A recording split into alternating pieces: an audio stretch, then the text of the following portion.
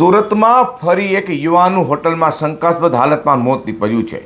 પરોત પાટીઓનો યુવાન ડિંડોલી ખાતે વેલેન્ટાઇન હોટલમાં ગયો હતો, જ્યાં તેની તબિયત લથડ્યા બાદ મોત નીપજ્યા બાદ પોલીસ દોડતી થઈ ગઈ હતી. આ શંકાસ્પદ મોતને લઈને તપાસ હાથ ધરી છે. સુરત શહેરના પરોત પાટિયા વિસ્તારમાં રહેતો અને ફરસાણના વ્યવસાય સાથે સંકળાયેલો 28 વર્ષીય યુવક વિનેશ વિક્રમ પટેલ પોતાની પ્રેમિકા સાથે ડિંડોલીના G9 કોમ્પ્લેક્સમાં આવેલા વેલેન્ટાઇન હોટલમાં ગયો હતો.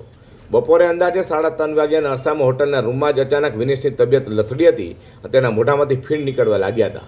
જોતજોતામાં યુવક ઢળી પડતા પ્રેમિકા ગભરાઈ ગઈ હતી અને તાત્કાલિક મદદ માટે બૂમાબૂમ કરી મૂકી હતી. ઘટનાની ગંભીરતા જોઈ વિનેશની પ્રેમિકાએ તુરંત તેના ભાઈ સમીરને ફોન કરીને જાણ કરી હતી. ભાઈ સમીર અને 108 એમ્બ્યુલન્સની ટીમ તાત્કાલિક હોટલ પર પહોંચી હતી. જોકે એમ્બ્યુલન્સના પેરામેડિકલ સ્ટાફે તપાસ કરતા વિનેશના શરીરમાં કોઈ હલચલ જણાતી નહોતી. પ્રાથમિક તપાસ બાદ તેને મૃત જાહેર કરવામાં આવ્યો હતો. ત્યારબાદ મૃતદેહને પોસ્ટમોર્ટમ અર્થે સુરત નવી સિવિલ હોસ્પિટલ ખાતે ખસેડવામાં આવ્યો હતો.